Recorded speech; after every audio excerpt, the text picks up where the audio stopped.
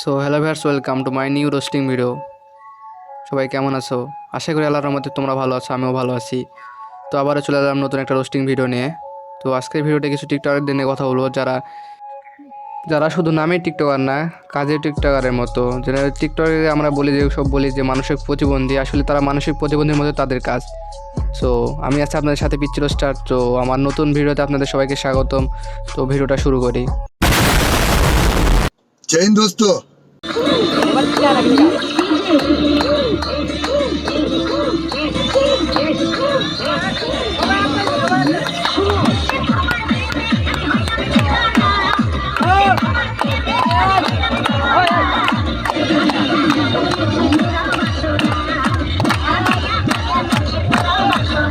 তেমন কিছু না, ঈদের দিন যখন গ্রামে চাচাতো ভাই অটোতে বক্স নিয়ে যখন ঘুরতে যাই, আরে ভাই তোরা কি পিক আপ পাসনি ভাই?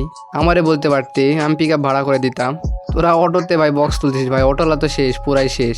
আর তোরা ভাই কেমন চুতিয়া ভাই, পাবলিক প্লেসে যেভাবে নাচ গান করিস, তোরা দেখলেই বোঝা যাবে তোরা গ্রামের চাচাতো ভাই। তোদের জীবনে মনে হয় কোথাও ঘুরতে যাসনি, এমনভাবে গেছিস যে পাবলিক প্লেসে ভাই এমন ড্যান্স দিচ্ছে ভাই। তোরা ড্যান্স জানিস?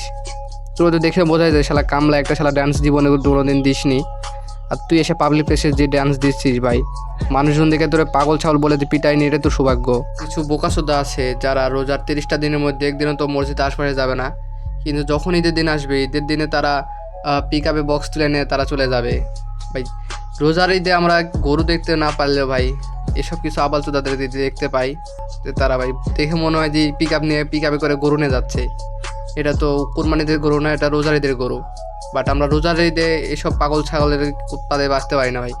যে শান্তিতে রোজা থাকবেন তাও না, রোজা 30টা দিন রোজা থাকার পরে যে একটা দিন যে আপনারা শান্তিতে ঘুরবেন তাও হয় না। পিক আপে বক্স নিয়ে তো ওরা ধরা মানে বোকাচোদাম কাজ শুরু করে।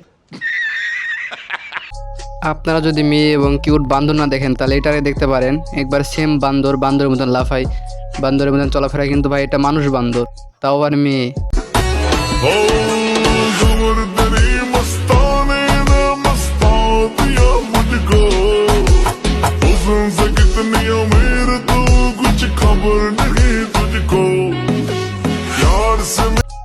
ভাই আমি এসব বান্দর আমি জীবনে কোনোদিন দেখিনি, এত কিউট বান্দর।